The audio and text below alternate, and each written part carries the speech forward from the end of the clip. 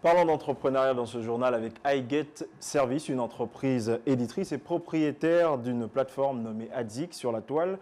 Et justement, quel en est l'objectif? Pour en parler, nous avons sur ce plateau du journal Monsieur Yannick Eygué, directeur et fondateur de cette entreprise, qui est là pour nous éclairer sur la question. Bonsoir Monsieur Eygué. Bonsoir. Alors, qu'en est-il vraiment de Adzik? De quoi s'agit-il exactement?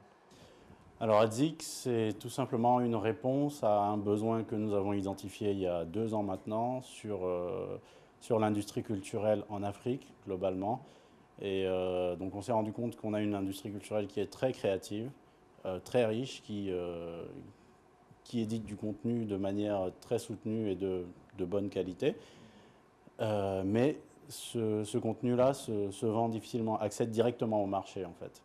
Et donc, par l'outil informatique que nous maîtrisons finalement, puisque c'est notre société travaille justement autour des technologies, que ce soit sur du conseil ou de la réalisation d'outils informatiques. Nous nous sommes dit qu'il fallait apporter une solution à cela et Adzik matérialise cette solution-là. Ok, d'accord. Et justement, on remarque qu'il y a un caractère panafricain au niveau de cette entreprise. Est-ce qu'il existe déjà comme ça des cellules un peu partout en Afrique ou est-ce que c'est déjà en cours de développement? Alors, effectivement, Adzik a un caractère panafricain. L'objectif est vraiment de rassembler toute la culture africaine en un seul point, de telle sorte qu'elle soit accessible directement en un seul point. De toute façon, c'est une sorte de hub en fait, un hub culturel. Et effectivement, nous voulons avoir le pied dans plusieurs parties de l'Afrique. C'est en développement, parce que ce n'est pas facile pour une jeune entreprise de s'établir sur le continent. Les plus grosses boîtes n'arrivent même pas à le faire directement. C'est un processus qui prend du temps.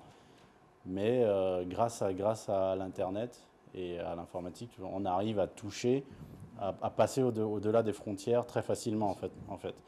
Donc pour l'instant, nous sommes basés au Gabon et nous touchons déjà plusieurs pays par le biais de cette plateforme. Et l'objectif, c'est de toucher un maximum de pays en Afrique. Et bien sûr, l'Occident et les États-Unis sont déjà accessibles, puisque là, technologiquement parlant, il y a des moyens qui nous permettent d'atteindre ces territoires de manière beaucoup plus facile que les territoires africains. Et vous êtes arrivé au Sénégal justement dans le cadre du CIMA, du Salon international de la musique africaine. Alors qu'en est-il exactement de votre participation? Quels ont été les apports ou les questions développées au cours de ce salon international?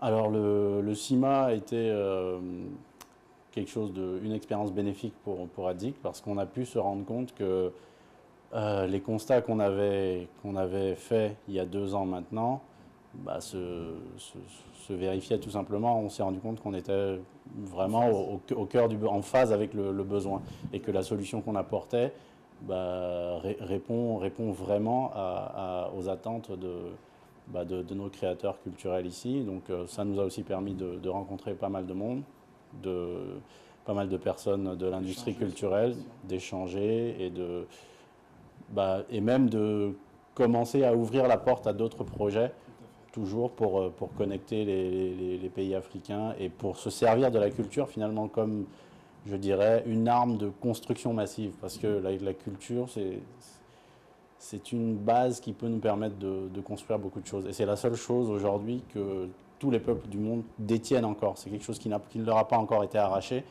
Et il ne faut surtout pas qu'on se laisse arracher notre culture, mais il faut qu'on l'utilise pour bâtir. Et donc le CIMA a permis d'ouvrir des portes en ce sens, et c'est une expérience vraiment très bénéfique. Merci Monsieur Eygué d'être passé sur ce plateau du journal, en vous souhaitant bonne continuation et un succès pour votre suite de l'entreprise. Et sans transition, nous passons à la revue des titres de la presse nationale et c'est avec notre confrère Souleymane Guindoundim. Bonsoir à toutes et à tous.